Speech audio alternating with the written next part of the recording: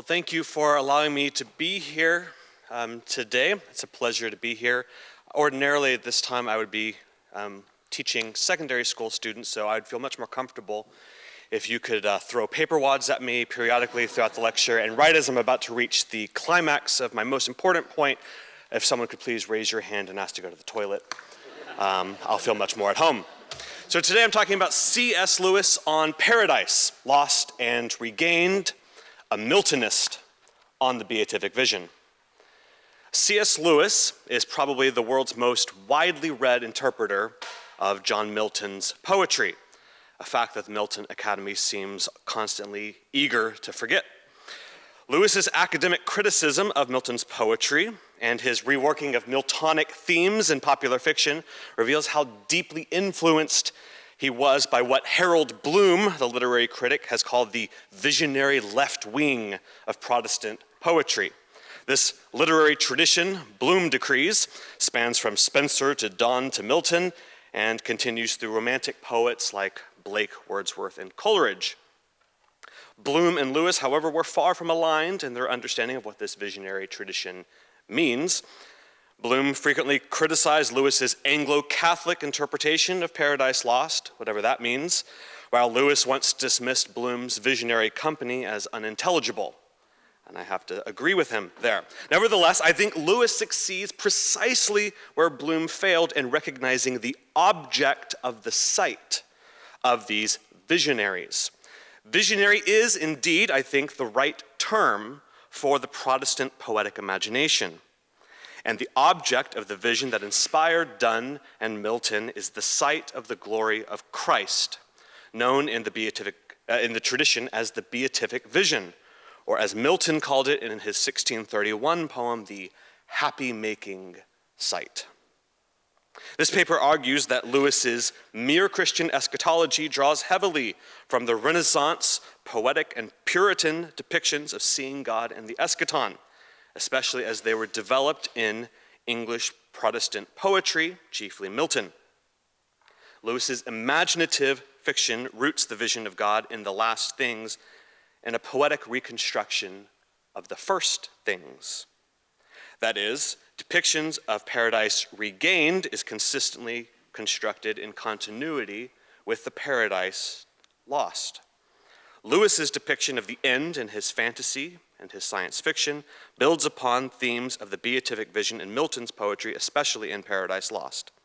Identifying this influence can help scholars sharpen their genealogy of key texts in Lewis's theological and poetic formation. This discovery also encourages readers at every level to grasp Lewis's compelling vision of Paradise Regained. 1, the two visions. I have 4 points today. First, the two visions. We first most clearly see Lewis's depiction of the end of humanity and his debt to Milton in Paralandra, his own retelling of Paradise Lost, composed right alongside his most sustained academic engagement with Milton. Ransom, our protagonist, elaborates on the moment he discerns that Weston, his rival, has been entirely absorbed by a devilish power. The evidence was in the devilish smile of the unman. Ransom reflects, and I quote, "The children, the poets, and the philosophers were right. As there is one face above all worlds, merely to see which is irrevocable joy, so at the bottom of all worlds, that face is waiting, whose sight alone is the misery from which none who beholds it can recover. There was not a single road which did not lead sooner or later either to the Beatific or the Miserific Vision." The Beatific Vision, or sight of God, and its opposite, the Miserific Vision, were central to Lewis's understanding of the ultimate destinies of humanity. In his view, every human soul would eventually experience one of these two visions, the joy of divine presence or the despair of its absence. Walter Hooper, a close associate of Lewis, notes that that face above all worlds represented the most concrete and desirable reality to Lewis. Yet he recognized that each person's destiny was shaped by their openness to divine grace or resistance to it. Now, Lewis was not a trained theologian, but an apologist and a literary critic who had a marvelous understanding of the Christian poetic imagination. And it's from this tradition, I believe, we can see Lewis drawing on inspiration for his own synthesis and imaginative retelling. 2, we're going to talk about the development of the beatific vision in Reformed orthodoxy. This is the exciting part of the paper. A new generation of scholars has begun to challenge a long-held characterization that the beatific vision was not particularly important to Protestant eschatology and anthropology. Here I draw heavily on the work of Suzanne MacDonald, Hans Boersma, Kyle Strobel, and Samuel Parkinson for their recent retrieval of the beatific vision in the Christian tradition, especially for their work in showing how it was developed in 17th century Reformed orthodoxy. The key development in the English Protestant doctrine was the final sight that the final sight of God was a stripping away of anthropological speculation, which faculty was engaged, the intellect or the will, and a recentering of the beatific vision on Christ. As Reformed high orthodoxy came into its maturity in the 17th century, theologians such as Francis Turretin and John Owen were influential in further differentiating the Protestant emphasis from Thomistic constructions, begun with Calvin and Zwingli, to those which were more Platonic than Aristotelian in philosophical formation and much more Christocentric. John Owen was emphatic that even in eternity, the sight of God will always be mediated through Christ. Wherefore, Owen clarifies, the blessed and blessing sight which we shall have of God will be always in the face of Jesus Christ. In describing the beatifical vision, he reasons that since God's essence is infinite, finite minds, even unstained from sin, will never be capable of comprehending the infinite. This union of the fullness of God in the face of Christ isn't a substitute for a purer beatific vision. Rather, the mystery of the incarnation, redemption, and glorification of Christ means that the creation itself and human nature is grafted into the glory of the invisible, ineffable Godhead. The exclusive and eternal mediation of Christ means that participation in the divine nature transcends merely intellectual contemplation, but involves the full array of faculties, which we've just heard wonderfully from Rees. Now, elsewhere, I've argued at length that the poet John Milton was typical, if not representative, of the Congregationalist theological tradition. I don't have time to uncover that now. I've written about 300 pages on this, but I'm only going to summarize these conclusions that Milton and Owen had a strained relationship. That's an understatement. But both were writing to influence godly readers in the congregational churches. The covenant theology in Paradise Lost is strikingly aligned with Congregationalist distinctions, especially when compared to Presbyterian Puritan theology as expressed in the Westminster Confession. For our purposes in this study, Milton's presentation of the beatific vision in Paradise Lost is remarkably congruous to Owen's. And as we will trace in our remaining time together, this is the portrait that seems to have made its way into Lewis's theological and poetic imagination. Milton, in keeping with Owen's emphasis on a Christ-centered beatific vision, makes the Son the object of the sight of God. I'll leave to one side the never-ending debate about Milton's Arianism, which Lewis seems to have largely assumed, but the poem soars to heights of Christology that would have pleased a high orthodox, staunch Christological theologian like even Owen. So the Father says to the Son in Book 6, "Effulgence of my glory, Son beloved, Son, in whose face invisible is beheld visibly, what by deity I am, and in whose hand what by decree I do." Or again, "He said, and on his Son with rays direct shone full. He, all his Father full expressed ineffably, into his face received. And thus the filial Godhead answering spake." In passages like this, we see Milton portraying a beatific vision where it is the face of Christ that forever mediates the ineffable, invisible deity of the Father. It's in the face of Christ that the fullness of the Father is received and recapitulated. The core of the beatific vision in the Son's sight of the Father, who alone can receive the ineffable expression of the fullness of the Father. That is the core of the beatific vision in Milton. 3, the beatific vision in Paradise Lost and Lewis's reception of it. The only explicit reference to the beatific vision as a term in Milton's poem occurs in an angelic context rather than a human.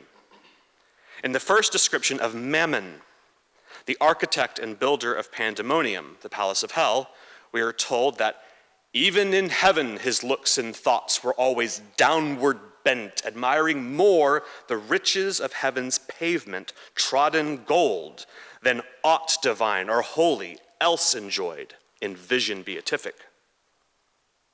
The description suggests some kind of prevenient anti-grace, a disposition towards sin before sin has even hatched herself from Satan's mind in the celestial assembly. Sin's conception in Satan is the direct result also of his sight of the Son's glorification. Satan and Mammon are thoroughly disinterested in the glory of Christ. The vision beatific produces only indifference in Mammon. And Lewis, throughout his preface, picks up on how dangerously deceptive Mammon's outlook can be. Mammon's ordered state of sin offers an artificial paradise that is virtually indistinguishable from heaven. He doesn't understand the difference. The best hint of the error in Mammon's otherwise seductive proposal is the suggestion that we live to ourselves. And imitation is preferable to Mammon, for his hell is to be forced to gaze upon the Son of God. Lewis understood this problem is also the problem of Satan. Satan is bored with the sight of the Son of God and is, as a result, eternally boring. Lewis says, in the midst of a world of light and love, of song and feast and dance, he, that's Satan, could find nothing to think of more interesting than his own prestige. Or more to the point, Lewis says, the hell he carries with him is, in one sense, a hell of infinite boredom. One can't help but think of the ghosts in The Great Divorce as the perfect vignettes of what Lewis calls Satan's incessant autobiography. And of course, the fictionalized George MacDonald makes sure that we know that Lewis learned this from Milton. Haven't you read your Milton? Indeed, Milton's Mammon realizes that the fallen angels do not even have the capacity to enjoy the beatific vision. In the Infernal Council, Mammon says, suppose God should relent and publish grace to all on promise made of new subjection. With what eyes could we stand in his presence humble? This must be our task in heaven, this our delight. How wearisome, eternity so spent in worship paid to whom we hate. Just as with Satan, who brings hell with him wherever he goes, Mammon finds the apex of heaven's joys its own hell.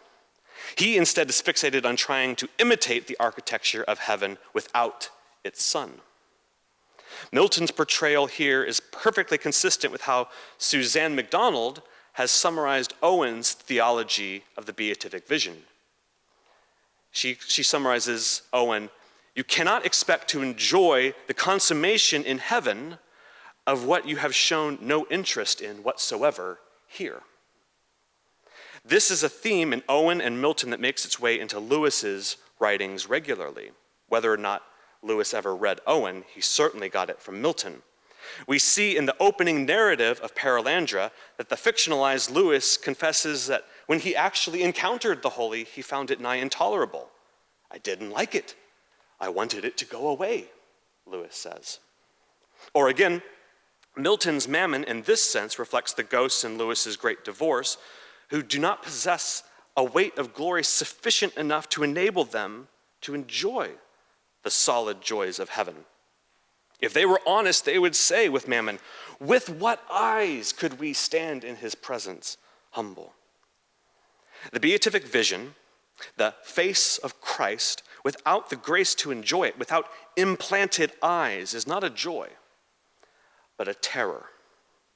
Hence the blind Milton's invocation to celestial light to there plant eyes by which he might gaze upon the radiance of the throne of the Son. For without planted eyes, without the upright heart and pure, the gracious illumination of the Spirit, the beatific vision is itself the miserific vision. Adam says as much to Eve and their fruitless hours or mutual accusation after their fall from grace. Adam says, "How shall I behold the face henceforth of God or angel, erst with joy and rapture so oft beheld? Those heavenly shapes will dazzle now this earthly with their blaze insufferably bright." The beatific vision, once their delight, is now insufferable. It is therefore only by the mediation of Christ and the imputation of both his passive and active obedience, that is, his passion and his perfect keeping of the law in Paradise Lost, that human beings can gaze upon the face of Christ as a joy rather than a terror. And among the many places Lewis captures this idea in his fiction, we see it most clearly in his depiction of the final judgment in the last battle. The creatures are ushered into Aslan's presence, and we read, "They all looked straight into his face." I don't think they had any choice about that. And for some, the sight produced hatred and loathing, or even their undoing, as talking beasts are reduced to ordinary animals. For others, there was love, even if it was mixed with fear. And so that brings us finally to the grandeur, from grandeur to boredom to terror and back again. So in conclusion, Lewis understood the intention of Milton was to show how Satan fades the further he strays from the beatific vision. Lewis writes of Satan in his preface, "From hero to general, from general to politician, from politician to Secret Service agent, and thence to a thing that peers in at a bedroom or bathroom windows, and thence to a toad, and finally to a snake. Such is the progress of Satan." Lewis thought that it was Milton's intention to trace what actually becomes of such self-intoxication when it encounters reality. And fortunately, the road works also in reverse. Lewis's imaginative commentary on the Christocentric tradition of the beatific vision in Protestant poetry, which he seems to have absorbed in no small part from Milton's imagination, gives us a brilliant commentary on a Christian Platonic theological tradition. There are an infinite number of roads through which the hell within us can lead to the terrible and miserific vision, the end of which is entirely the same tired and bored existence of petty grievances, self-importance, and oblivion. The end of the miserific vision is terror from the face from which is the fount of all that is good and true and real. There is, in the end, no diversity in hell. Its inhabitants are set adrift toward an eternity of wraithish vapidity, and at the same time, there is only one road, hard and narrow, to the beatific vision, the happy-making sight, the end of which is the infinite well of reality. In the face of Jesus Christ is the full essence of the font of all real things. Lewis's imagination of the beatific vision centers on the incarnate Christ. For he has retained his charger, Lewis reminds us in that most memorable of passages in Miracles. That is, Christ keeps his humanity that we might share it with him. A gallop with the King, Lewis says. His is the face above all worlds that is the singular door to an infinite panoply of solid joys. It is the sight of his face wherein we eternally see the ineffable essence of the forever invisible, forever incomprehensible Father. Effulgence of my glory, Son beloved, Son, in whose face invisible is beheld visibly what by deity I am.